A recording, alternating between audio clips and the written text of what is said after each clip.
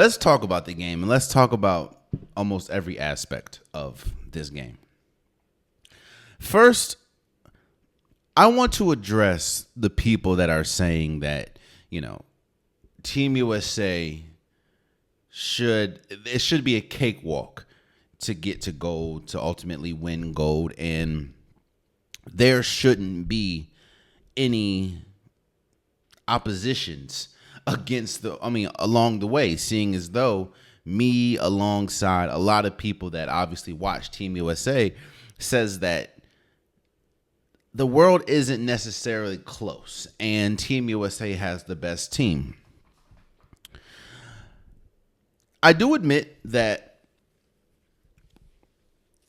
I am, and I've talked about this on several podcasts, but I am amongst the group of people that think while the world has closed the gap on the United States, I think the United States is still a powerhouse in basketball. I still think when you line up the best players on the world and the best players in the United States, I still will go with the United States. Now, I do think that it's gotten closer, but I don't think that it's necessarily, I don't think the world has overtaken the United States.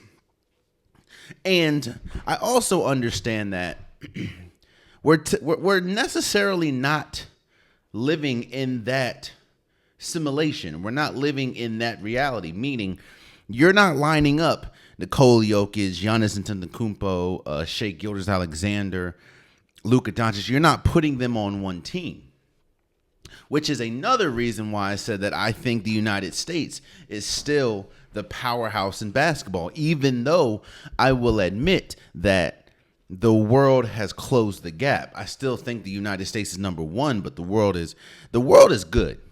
That's what, don't hear my criticism, or don't hear me say that the United States is still number one and think that the world is not good in basketball. Which kind of brings me to this game. You see, it's incredibly difficult beating a team one time.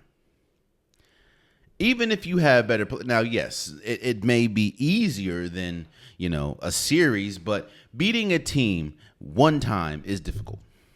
Beating that same team twice is extremely difficult. When you look at, NFL seasons, and when you see a lot of divisional games, which obviously they play twice, there's a split. If it's close to competition, if the talent gap is close, usually a split, because it's very hard to beat a team twice. Beating a team three times is almost impossible, especially in one season, because this team knows who you are. This team knows your tendencies. This team knows how to stop your tendencies. I'm not saying it isn't possible, but it's one of the most difficult things you'll do. I know when you look at NBA series and the playoffs, and they say you have to win 4 games, and some of those are obviously sweeps and everything. Yes, I understand that, but it's still extremely difficult to beat a team 3 times, and that's what Team USA found themselves having to overcome against Serbia. Mind you, while I did say the United States is still number one in basketball, I make no quarrels in saying that the best player in the world at this very moment is Nikola Jokic, who played for Serbia. So don't hear me say that it's just a landslide victory on talent. No. But I do think when you line everyone up, Team USA has the edge. But when you look at this Serbia game, you got all the fixings of drama. You got all the fixings of high adrenaline, high octane levels of basketball. You got everything that you can ask for in this game. Another thing that I don't like is the whole going in as favorites and stuff. Well, I get it. Don't get me wrong. I think that people put unfair expectations on teams that go in as favorites to whatever competition, whatever game we're talking about. Do not get me wrong. I don't think that there is a universe where Team USA should be losing to Serbia. But going into the Olympics, we said that Team USA's three biggest rivals, three biggest hurdles that they would have to get through, or they could have to get through to get to the gold medal, is Canada, France, actually four, because Germany and Serbia. Let's talk about this Serbian team, because another narrative that I'm hearing is Team USA lost to Nikola Jokic in a bunch of bumps. That's not the case at all. Bojan Bogdanovic, who I don't know if he's been traded or not, but I know that he has been playing for the Hawks. He's pretty good. You have Jokic on the bench, Novak Jokic, who plays for the Heat. They're still talent. You know what this scenario kind of reminds me of? Was it the 2018 Houston Rockets? Now hear me out. The reason why I said that this scenario kind of reminds me of those Rockets team is because when you looked at the construction of the Rockets team, when you had, Chris Paul, you had James Harden, Clint Capella, Gerald Green, PJ Tucker, and they've even said it. That team was solely constructed, solely built to go against the Golden State Warriors, who had Steph Curry, Kevin Durant, Draymond Green, Klay Thompson. That Houston Rockets team was solely built to compete against the Golden State Warriors, which is why you saw them in the Western Conference Finals and have a very heated series. This Serbia team, and you hear people like Brian Windhorst talk about it, and people close to the Olympics. This Serbia team has built themselves up to compete against the Team USA. And what do I mean by that? You see, the underlining thing in this whole Olympics series, in this whole Olympics, is those rules are not the same as professional rules or professional NBA rules. And I love Brian Windhorst said it a lot. One hurdle that Team USA has to get through almost every single year they're in the Olympics is the Olympics rules mirror that of the FIBA rules. And those rules are not the NBA rules, whether we talk about you're able to hit the ball on the rim, the diameters of the court is different. There's a lot. The FIBA is a lot more physical.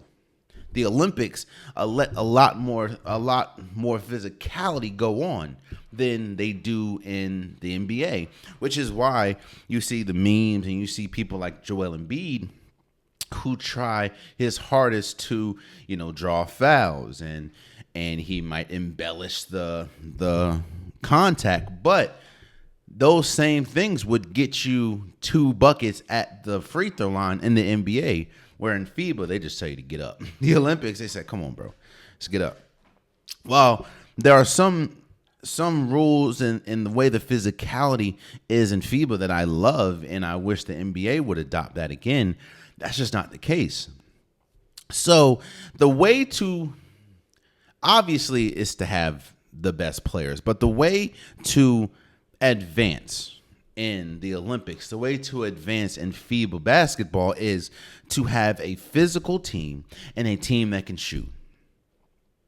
And when you looked at that game, Team USA against Serbia for majority of the game was more physical than Team USA, and they were lights out from 3. In fact, Serbia hit 15 for 39 from 3, which is 38%. Now, I know Team USA hit 16 for 32, but we'll talk about that. So Serbia isn't a slouch. I know that a lot of their names are hard to pronounce, and they're not, the names like LeBron James, Steph, and those players. But Serbia they're no slouch. They're no hoe in this thing. So when Team USA got down as much as 17 points, I'm like, oh man, this is bad. You see, let me put you on the mind. Let me put you in the mind of a player that, let's say, is on the bench on Team USA when you're down 17. At first, there's a level of shock. There's a level of, wait, how the hell did we get here? How is it that we are Team USA? We are the better. We're supposed to be better. We are better. We have names upon names that are MVPs and future Hall of Famers. How are we down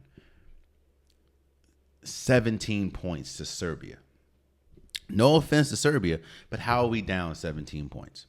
So now this is somebody talking that has obviously played college basketball, never played the NBA, never played professional.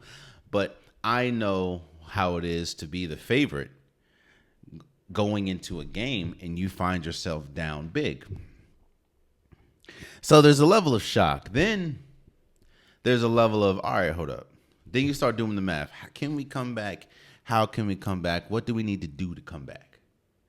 So this is all going through the minds of Team USA when they're down 17 points to Serbia. Now, all the respect in the world has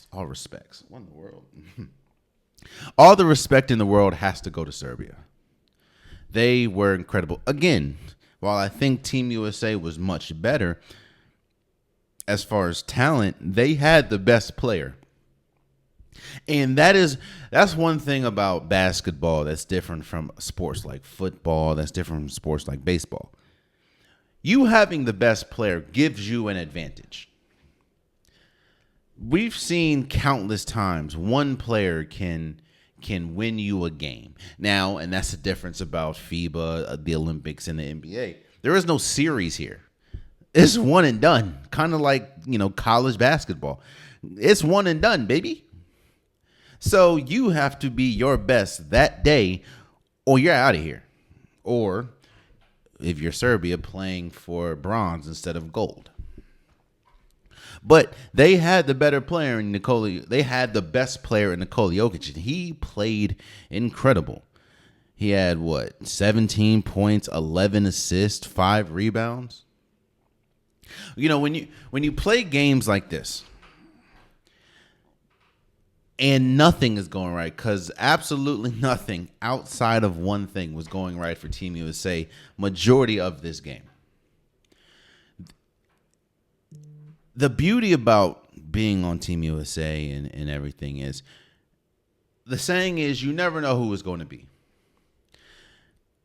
While you have a bunch of Hall of Famers, you don't know who it's going to be. Some days it has to be LeBron James. Some days it has to be, you saw one or two of those games, Anthony Edwards was the leading scorer. Like, you never know who it's going to be.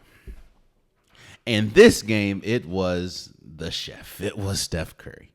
Steph Curry was 1 point away from tying a Team USA or Olympic record for most points. He had 36 points, 9 for 14 from 3, 12 for 19 total in the game.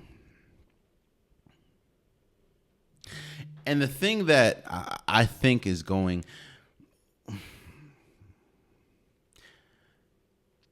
the reason why, now obviously having 36 points was huge.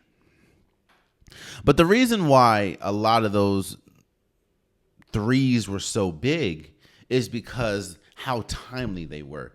The one thing that I will say, and the biggest accomplishment, the biggest congratulations I can give to Steph Curry is a lot of those threes that he hit were timed. Like, they needed it. It would either come after. First, he scored 14 of the first 15 points for Team USA. When I said there was nothing going right, nobody was hitting. LeBron wasn't doing well.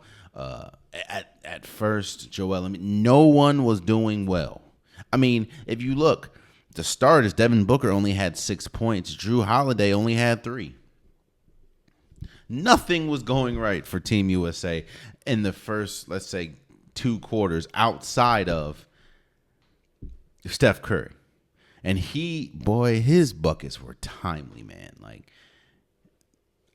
every single time. There were times we talk about momentum, and the one reason why this game was so high octane and it got the blood flowing is, as an NBA fan, as a basketball fan, you can see when momentum, when the tide is shifting in any different direction. Meaning, you can tell when a team sees momentum. You can tell when a team is losing momentum. You can feel it. Momentum is literally a feeling. And a lot of those threes, which is why I was nervous as hell. I'm not going to lie to you. I will be completely honest. When Team USA went down 17 points and they were down, I think, 13 going into the fourth, I had no faith that they were going to win. Not because I don't think they're good, but because momentum. And here's the thing about flipping the switch.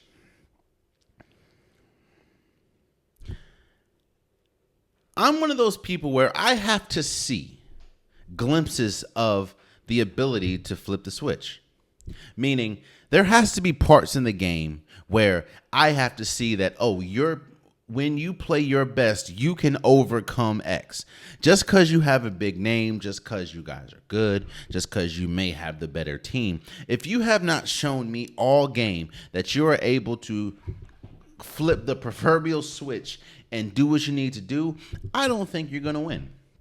And while Team USA showed it, whether we talk about Steph Curry threes, whether we talk about the huge game that Joel Embiid had, especially in the fourth quarter, every single time Team USA made a run, Serbia made a run right back. Serbia matched that run, or Serbia hit a big three, or had an and one. So I'm like, all right, we gonna lose this jump, bro.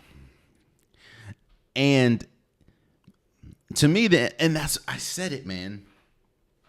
I said it going into the Olympics. I said, arguably, now of course you have LeBron, you have Steph, but I think the most important player, the key player to winning gold is Joel Embiid. They know that too, because he's supposed to be playing for Cameroon or France, but they were able to lure him into Team USA. Because they know how important he is. Trust and believe. No offense to Anthony Davis. No offense to Bam Adebayo. Both who has been playing great in these Olympics. If we did not have Joel Embiid, it doesn't matter how great Steph Curry was, which it was important. If we didn't have Joel Embiid and Joel Embiid didn't have a big, 19 points, we would have lost. Oh, man, you stayed to the end of the video. I appreciate you.